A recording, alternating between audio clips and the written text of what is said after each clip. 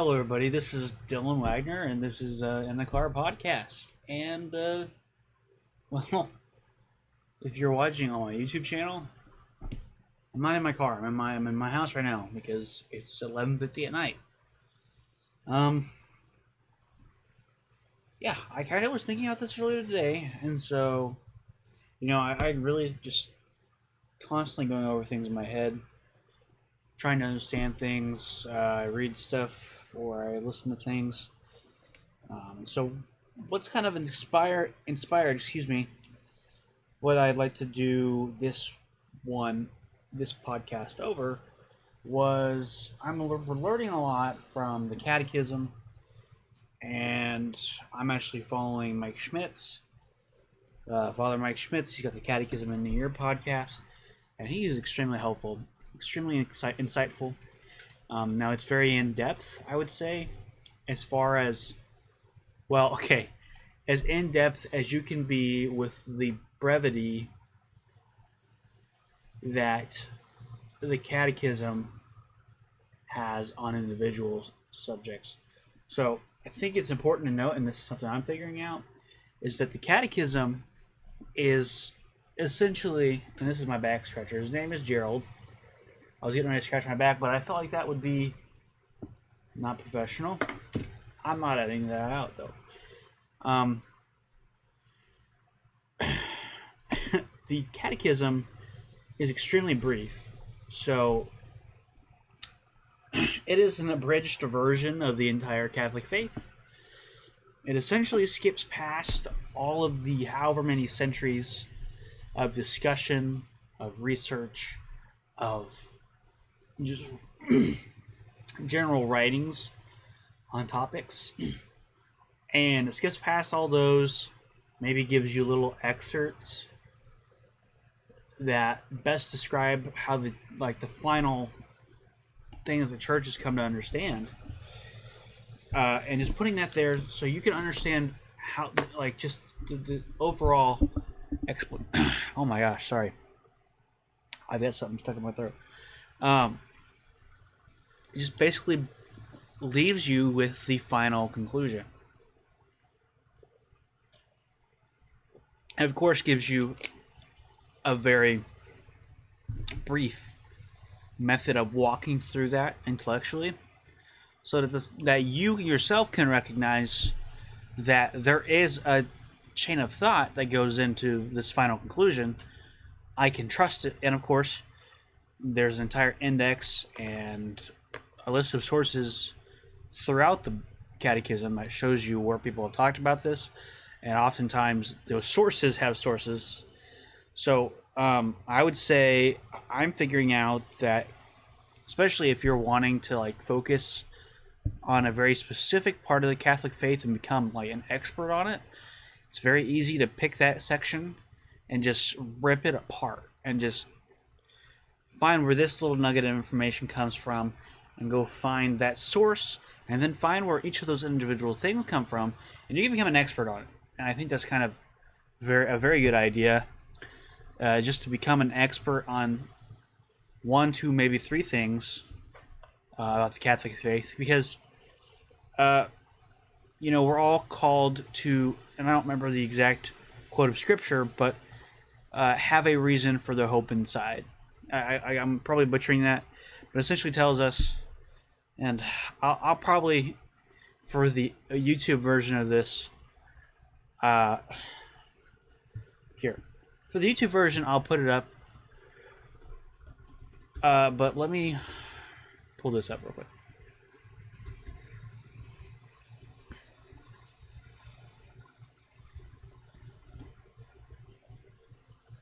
First Peter 3:15. But sanctify the Lord God in your hearts, and be ready always to give an answer to every man that asketh you a reason of the hope that is in you.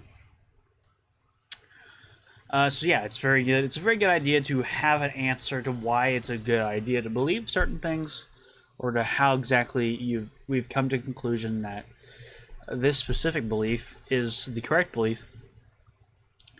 And I think if you can be an expert on one topic,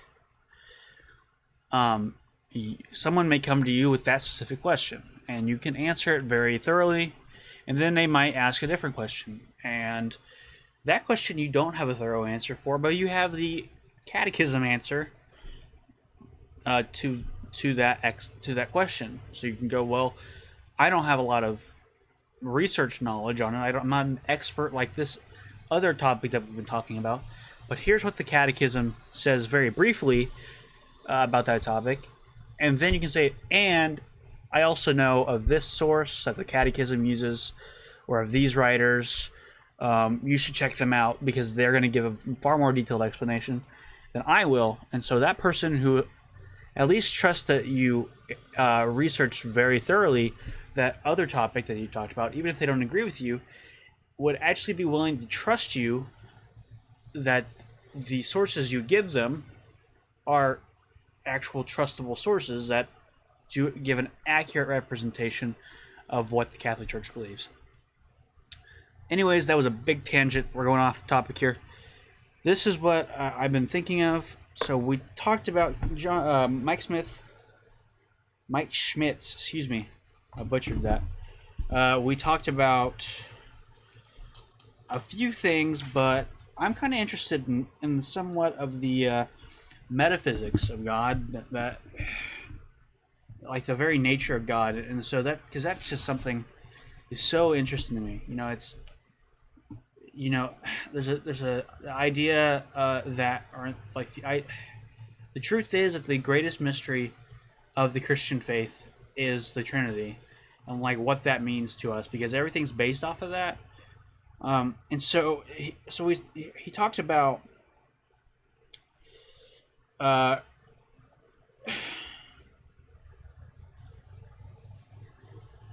he talked about this.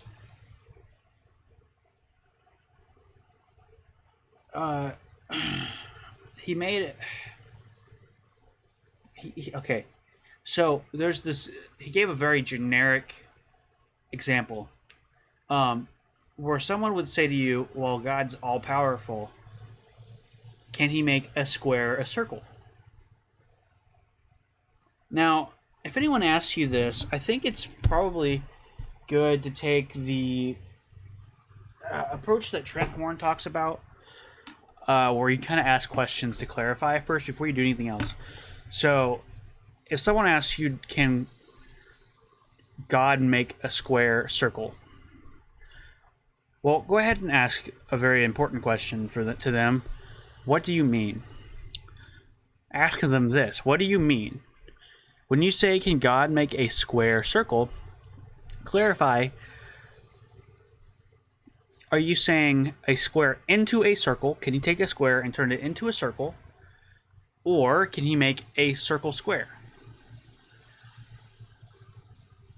Circle into a square. Okay, because that's okay, so first ask what they mean by square circle. Okay, so clarify, do they mean a square being made into a circle, or a circle into a square? Then ask, when they say circle into a square, clarify this. Do you mean, can God take a circle and squish it into a square? If they say yes, then you'd say, well, can we take a wire frame of a circle and bend it into a square? Yes, we can all do that. Okay, anybody can take a square or a circle and turn it into a square. Okay, so that's not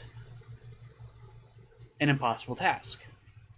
The next question would be, if they say, no, I don't mean turning a circle into a square. Because the ultimate answer is they're wanting a circle that is a circle but is also a square. And so we're going to talk about that in just a second. But then you would ask, well, when you say a square circle, do you mean, can we take the definition of a circle and change it to be that of the definition of a square? I.e., can we take a circle, which is, if you don't know, it's a shape in which all of the outer edge, all of the perimeter is the same distance from the center all the way around. So if it's 9 inches from here to here, it's also 9 inches from here to here, and here to here, and here to here, and all the way around. That's called radius.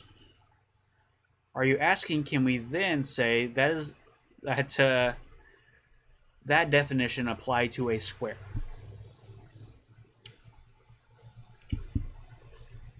Well, okay, let me say that in a different way. Can we take the definition of a circle? Hold on. How do I say this in a very clear way? Can we take a circle and instead call it a square? It would still have the definition of a circle, but instead we call it a square. If they say yes, that's what I mean, which is we change the name of it to a square, but it's the same thing anyways. So yeah, of course you can, because anybody can change the definition of a word. We all just have to agree on it. But that's probably not what they're asking. What they're asking you is, can you create an object that is simultaneously a circle and simultaneously a square? So again, let's work with these two definitions. First off, we've already defined a circle. A circle is a shape in which the perimeter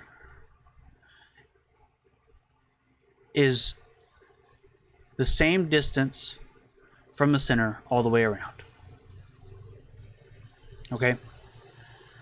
Now the definition of a square, technically, is a rectangle in which all sides are the same length. And the definition of a rectangle is a shape that has 4 90-degree angles, which would require, because of the 90 degrees, that the opposing sides are congruent, but the adjacent sides do not have to be. So, but a square is a rectangle in which all 4 sides are congruent. So let's look at that. Well, we say that a square, which is a rectangle, has to have 4 90-degree angles, which means 4 vertices. Well, guess what? There's an issue with that. A circle, because it is the same distance from the center all the way around, does not have any vertices. So just right there, the fact, and because of that, there's no sides. I'm so sorry. I'm like trying to hide the fact that I'm burping very quietly. Can you believe I'm not editing any of this out? I want this to be very legitimate and real. I want it to be very real. This isn't just me like doctoring this up. I want this to be real. But so that creates an issue because there's no vertices in a circle. So that's what this question is asking. Can God contradict himself? Can you take a square which has sides and vertices, and it also be a circle which has no sides and no vertices, and every single point along the perimeter is the same distance? Well, I think you would know that if you pick the very center of a square and took a tape measure and measured to the corner, and then took it and moved to any other spot, you would know that the distances are constantly changing. It gets shorter than longer than shorter than longer. Now, we could technically make a shape that has 4 vertices and 4 90-degree angles, but also the way the lines are drawn are also kind of bulged out. And then we can say, well, look, the average distance from the center to perimeter is the same, is this amount. So there's actually an average distance that would make it appear circular. So the average, I'd have to draw that out, but but you can probably kind of guess what I'm saying, which is there's this furthest out point in the perimeter. There's this least furthest out, and somewhere in the middle there's this circle you could draw around it, and that is consistent all the way around. There is a circle you could draw around where that is like the middle distance, and that's consistent all the way around. I'd have to draw that out. I'm not. It's hard for me to put that into words because I can imagine it in my head, and it's very difficult. But you could do that, but then you'd be defining a new shape, and that wouldn't technically be a square or a circle. So you'd be defining something else. So the question then becomes, the question they're asking ultimately is, can God create contradictions? And so maybe you might ask them if contradictions are possible at all. Are contradictions possible? You might ask them this: can for instance, let's look at universal truths. Now, this might be a bit of more controversial than it should be, but you might ask, is it possible for the world, the Earth as we know it, to be simultaneously an oblate, which is a non-perfect sphere, that it is, because it's not perfectly spherical. Is it possible for the Earth to be an oblate and simultaneously be flat? And they would, of course, tell you no. Or they might say something like, that's not the question I'm asking. Which you'd say, okay. The point there was, when you'd ask these clarifying questions, to say, can existence contradict itself, and can objective truth contradict himself, is to maybe make them go, oh, I see what I'm asking doesn't make any sense. Because existence can't contradict itself. Same would be like asking, can you have a dollar, and can you also not have any money? Can you also have $0? Well, no, you can't. You can't have a dollar that is yours to spend. Okay, I'm not talking about credit, because that's not your money, that you owe that money to somebody. I'm talking about a dollar that is yours to spend and simultaneously have no money to spend. This is assuming, of course, that you don't owe that money to anybody, you don't have any bills, but assuming that you have a single dollar that is not owed to anybody and is not owed for any other expense. Can you simultaneously have a dollar and not have a dollar? No, you can't. Now let's talk about why that's kind of the case. You may have heard the statement that I agree with, but it's kind of more complex than that. But you may have heard the statement that God is all-powerful. And I would agree. But let's really break that down. What it means to be all-powerful, and what are we defining that as? So let's take a moment and say that you, the viewer or the listener, is all-powerful. You can do whatever you want and force into existence or out of existence whatever you want. So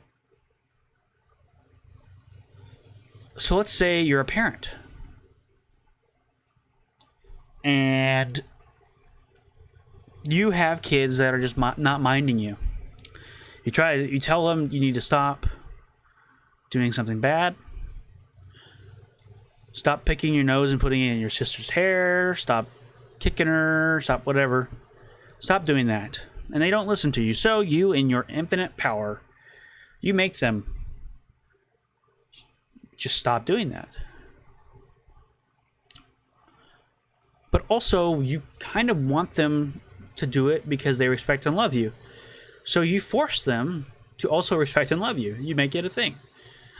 The question is, if you're all-powerful and you can make your kids do whatever you want, and then because you want them to do it, because they respect and love you, you basically make them have the emotion of respect and love for you, is that real respect and love? And if you are fulfilled by that in some way, and you feel that love and you have love for them because of it, do you really feel love for them? Or do you just like the fact that they are doing exactly what you asked them to do, behaving exactly how you expect them to, and they also love you and respect you unconditionally? I would personally say that's not real love. They would perceive it as real love because they don't have any other choice to, but that's not real love. And you would not be having real love for them.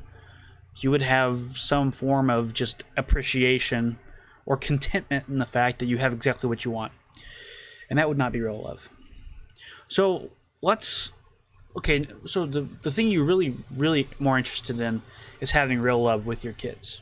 So let's scrap the all-powerful pill that you just took that made you all-powerful. You decide you don't want that, so you stop taking that pill, you throw it away, your kids return back to normal, and you just want your kids to love you, and you just want to love your kids. So you take this all-loving pill. Perfect. And now, what does it mean to be all-loving? Well, just love by itself is kind of hard to explain, but you might say that love is it can also almost be superficial without anything else added to it. So maybe what you instead of having these other things of discipline and powerful that you want to apply to your kids, all you have is love. So your love is to take care of them and to save them constantly. That's what you want to do with your kids, right? So instead of doing the right thing and using that power and authority as a parent to make them do the right thing sometimes and being kind of lenient other times, you just ignore all that and you're all loving. So whenever your kid comes home crying because they got in trouble, instead of using your power and authority as a parent to tell them, you know what, I understand that you're upset, but you you did wrong, and that's part of doing wrong is you feel upset about it afterwards, either because you got in trouble or because you realize you did wrong. Well, instead, you don't want them to be hurting anymore. You don't want them to cry anymore. So you just say, I love you. You're okay. You're just fine. Don't worry about it. Mommy will take care of it. Daddy will take care of it, whatever. And now you are sacrificing in all your ultimate all-loving nature. You're sacrificing a very necessary part of what it means to be a responsible parent or caretaker, which is you want to take care of them, you want them to know that you care for them, you want them to love you, you want to love them, and you want them to be safe and protected. So what you end up doing is saving them from things now and making them feel better now, rather than giving them the opportunity to stop those things that make them feel bad before they happen later on. And so what happens? Well, you have to be reasonable. You have to be logical. You have to be reasonable and logical. And what that means is that you need to have the perfect balance, or as perfect as you can get balance of power and authority over your children. That is, when to tell them they've been wrong, when to punish them, or when to praise them. And you got to be able to pair that with love. Take care of them, save them from things, and tell them everything's going to be all right, and tell them sometimes that it really wasn't their fault, because sometimes it's really not their fault they got in trouble. You have to balance that so that you can save them from the things that they need to be saved from now, and you also need to help them save themselves from the things that may happen later. So you teach them those things. And so what ends up happening actually is when you love somebody, when you love your children, and I'm talking as a sibling, or as a sibling that's watched his parents take care of siblings, and as a child that had very good parents, I feel like, as far as being being like people that knew how to balance love and discipline. You end up having discipline and authority and power coming from love, and love coming from discipline, authority, and power. And so this is what it means to be a reasonable and logical parent, is to have that balance of power and authority and love and this nurturing nature. They actually end up feeding off each other. So God, we say, is all powerful, and He is all loving. Well, we just demonstrated why being all powerful seems to exclude being loving, at least over time. Eventually it would result in a lack of love, because it's just all being all powerful would basically be forcing everybody to respect and love you regardless if they actually do. And being all loving would eventually compromise authority and power. But we know that God is all powerful and all loving, so that must mean also that God is all logical and all reasonable. And so there's actually a better term for this, which because of what God is, a better term for all loving and all powerful and all reasonable and all logical would probably be, and I think this is the kind of the typical church answer, and I think it's very accurate, is to say that he is perfectly powerful. He is perfectly authoritative. He is perfectly loving. He's perfectly nurturing. He is perfectly logical. He is perfectly reasonable. God has all power and he has all love, and yet he does not diminish either one. He has all the logic and reason that would come with having all power and all love. So everything he does is perfect power, a perfect expression of power, a perfect expression of love, a perfect expression of authority, a perfect expression of justice, a perfect expression of wrath. Is perfectly logical and reasonable, everything he does. So what does this mean? Why did I bring all this up to say, by starting with a question of, can a square be a circle, or can there be a square circle or a circular square? Well, we just started out by saying that would be a contradiction. And we know that contradictions can exist. And we just explained how God can be all powerful and all loving, and that inherent contradiction that we talked about that we as humans might have if we were all powerful or all loving doesn't exist. So actually being all loving and all powerful would be perfectly loving, perfectly powerful. And that would mean all loving and all powerful.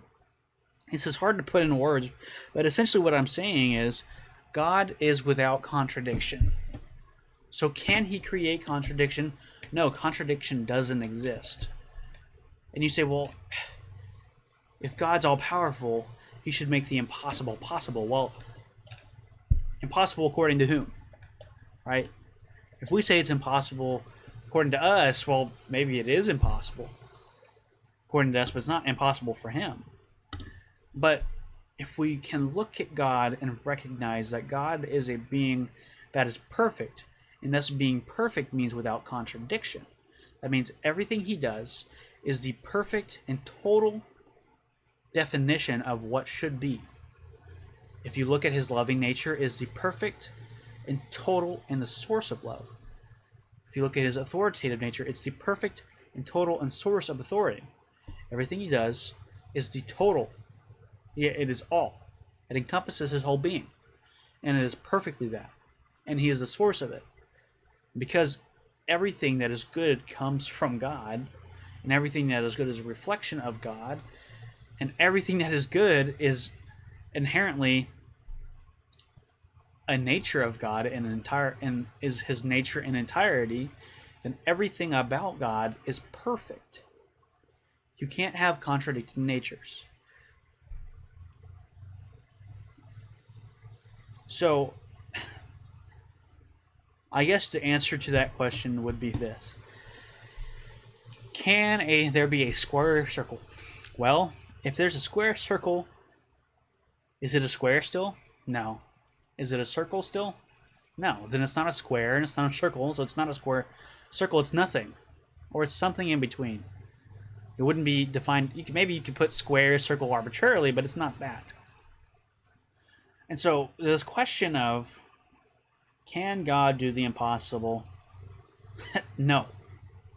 No, because the impossible isn't real, if that makes any sense. Contradiction is not a part of who God is. God is perfect. So, can God create a contradiction? Well, no. Because in nature and in reality, contradiction doesn't exist. There may be perceived contradiction, but that's not real contradiction. That's just our limited understanding that makes us think that these two things are a dichotomy that can't exist together, but they somehow are. But guess what? They're not. I feel like, to some extent, I'm making this both... For some people, this is either too simple an explanation, or for some people, it is too complex of an explanation. And for some people, this may be just like a...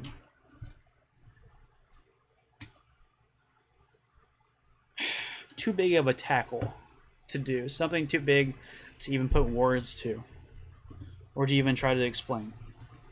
And I would say that, honestly, yes, I agree. And I hope I'm doing this justice, because, you know, everything you look at with how we as Christians understand God points to a God that is everything he is totally those things. But he is also non-contradictory. So we talk about God being a Trinity. God is the Father, Son, and the Holy Spirit. God is the Father, and he is the Son, and he is the Holy Spirit all at the same time, but they don't contradict each other.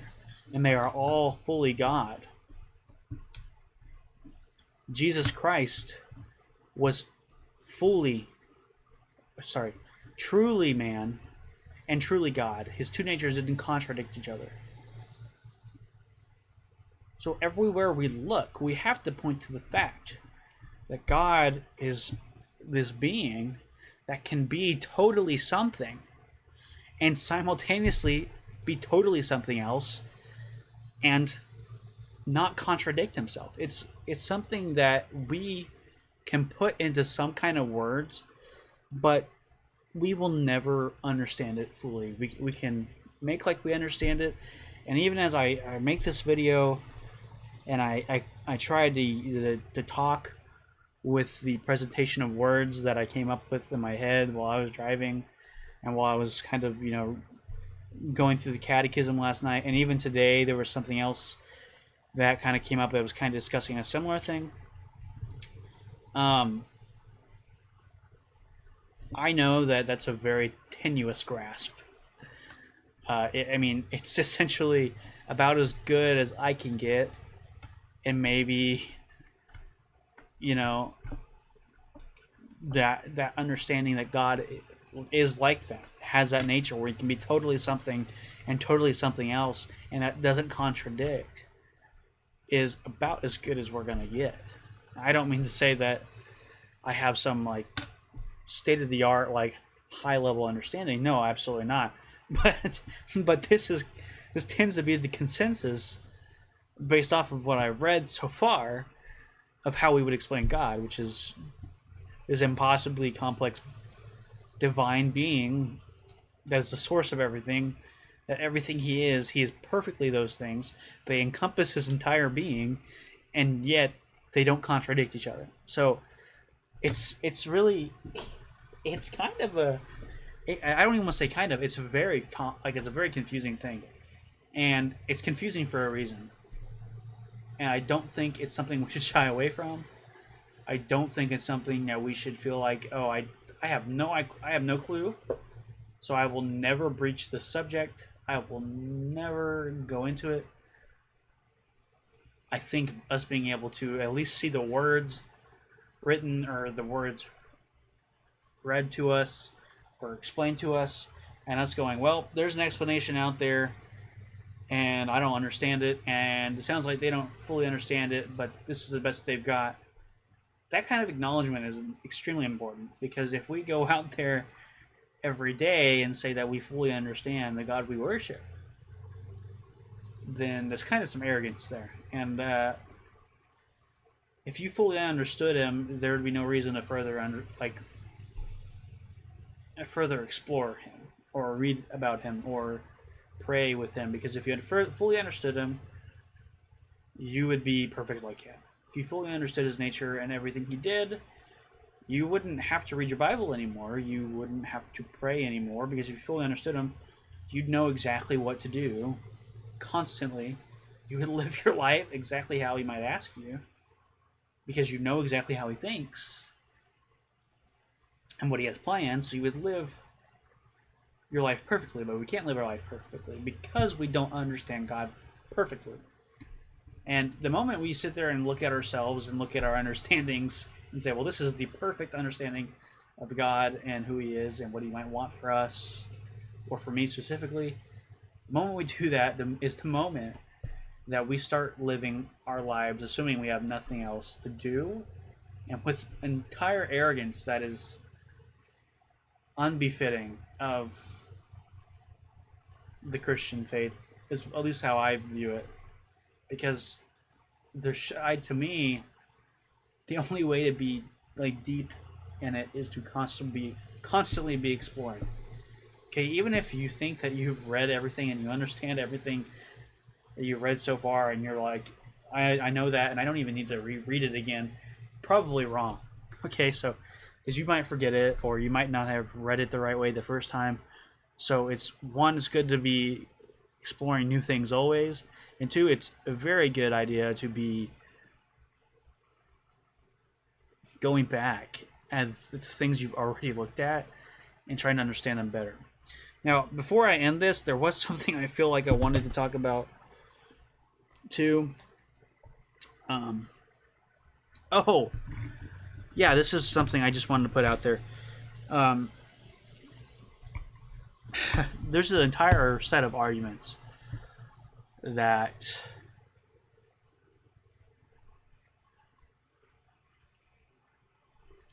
kind of address the reason for God's existence. That's not to say that God has some reason to exist, therefore he does. This is actually rather to say there are reasons to believe God exists. And one we talked about here with day 40 of God is the create God. Excuse me. I am so sorry. I'm burping like the Dickens.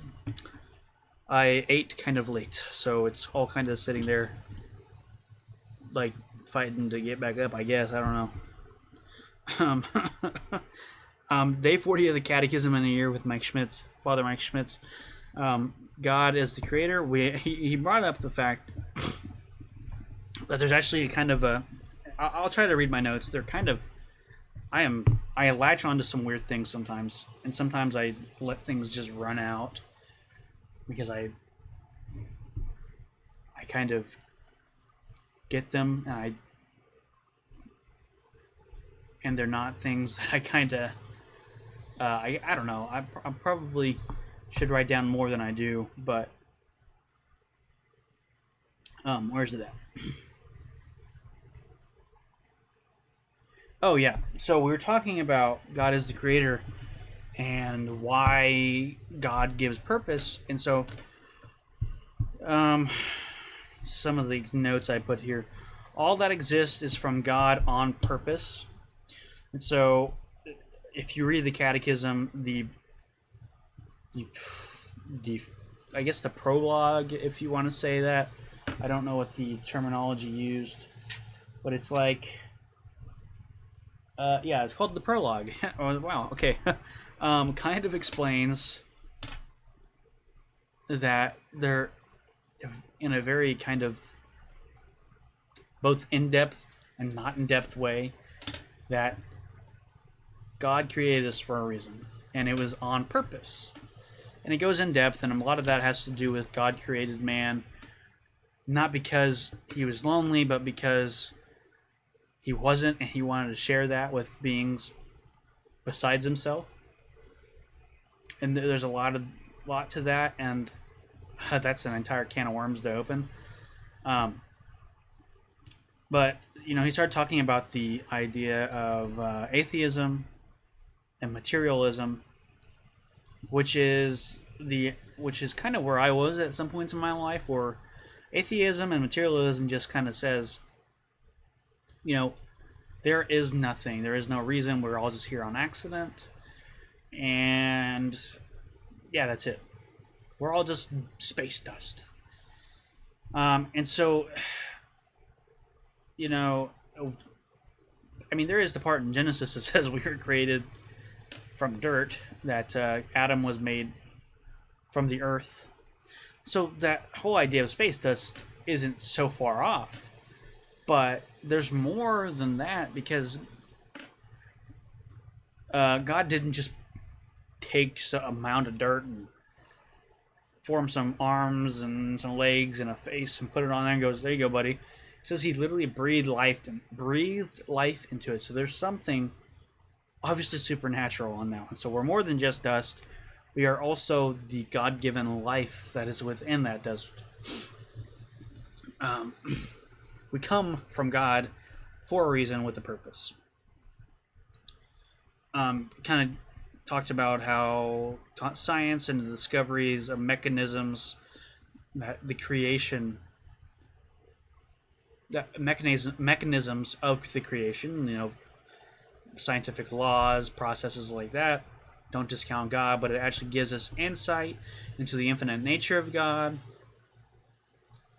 And then we started talking about the consequences of believing the world is just an accident. And so this kind of goes into the metaphysics as well.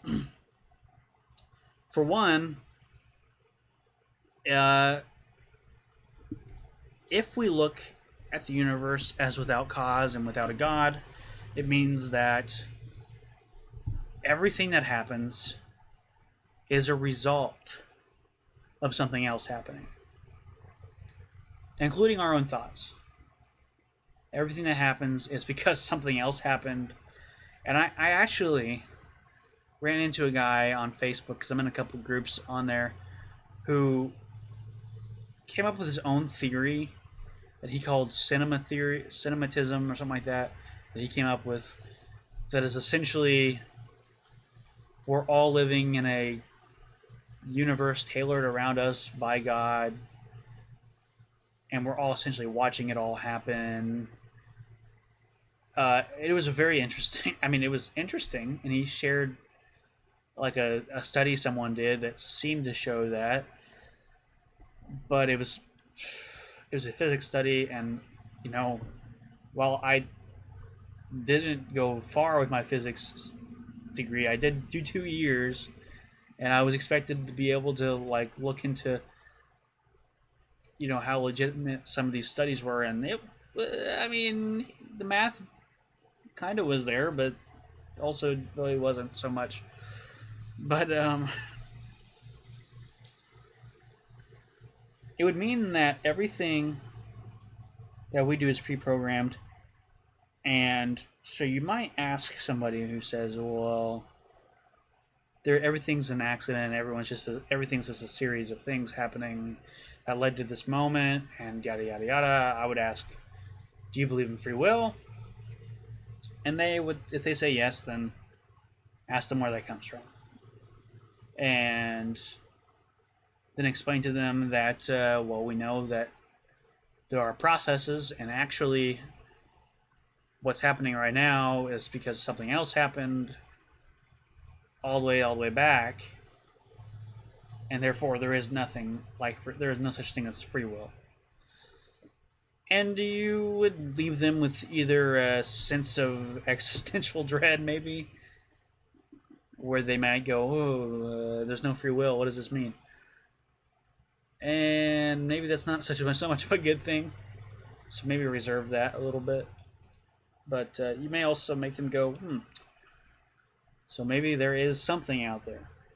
And that's the first step. If you walk out of a conversation and someone goes, well, maybe there is something more than just an accident out there, that's a great step. That's a great first step.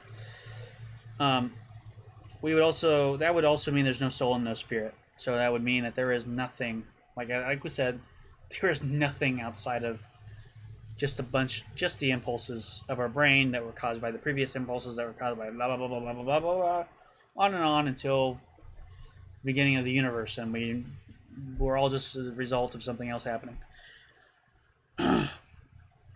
Same thing here. We are not thinking thoughts, but thoughts are happening to us. If that was true.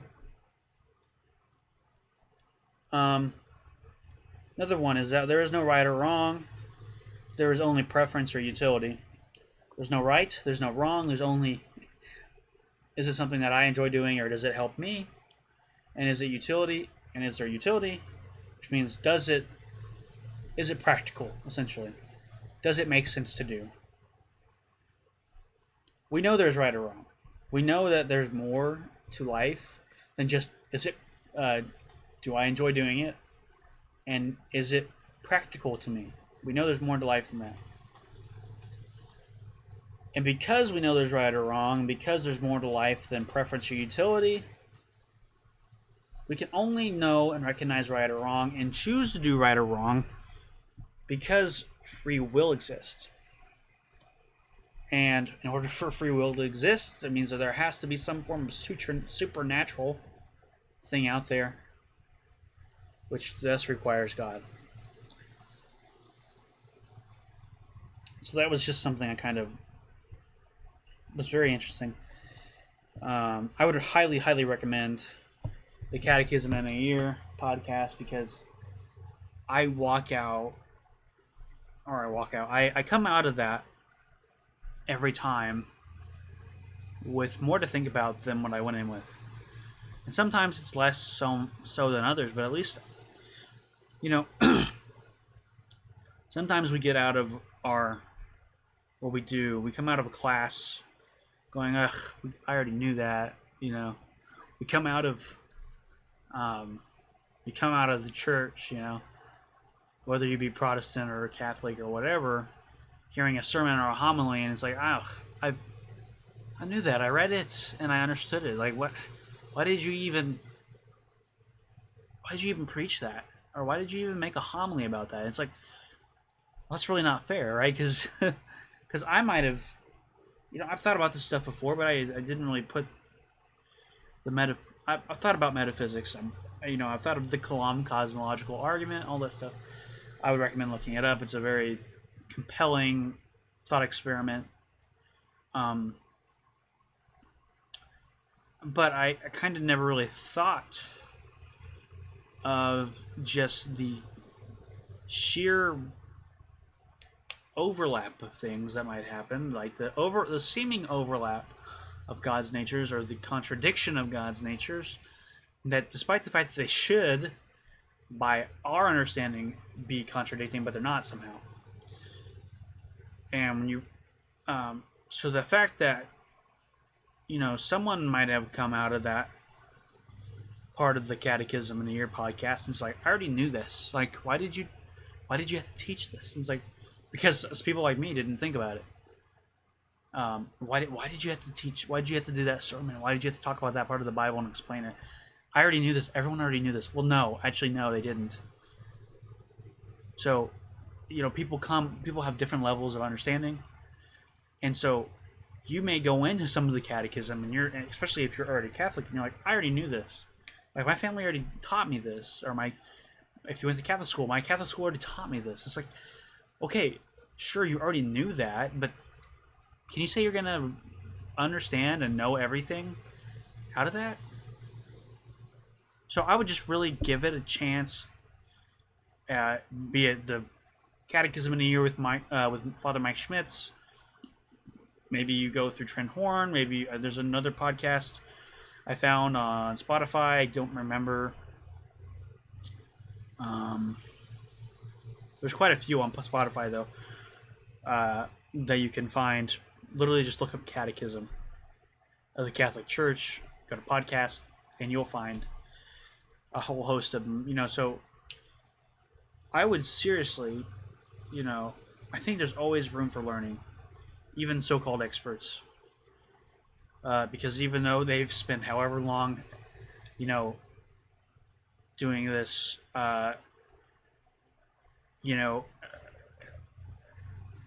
You look at like people like Saint Thomas Aquinas and Saint Augustine, and I'm sure people at their time looked at them and said, "Man, they are the experts. They have to know everything at this point." And Saint Thomas Aquinas, and Saint Augustine were humble enough and aware enough to realize and admit, "Yeah, I don't know near as much as I wish or could ever hope to." So if we go in with that and we take every opportunity to learn something new with that kind of mode of thinking, we will sometimes come across things we already know, but we'll also find things we didn't know. So I'm just recommending anybody that feels like you already know a lot about any of this stuff, definitely read more. Find a YouTube video, read a catechism, have an explanation of the catechism, read your Bible, have someone explain that part of the Bible to you. Maybe they'll explain it the exact way you already know it. Maybe they'll just point you to something that you didn't understand before. So that is it for the In the Car podcast, special edition in my room edition. But it is 12:40. I've been going at this for 50 minutes. None of this is being edited out, so all those, if you could hear my burps there, I thought they were pretty quiet, but in case they weren't, I am so sorry. And I'll see you in the next episode. See ya.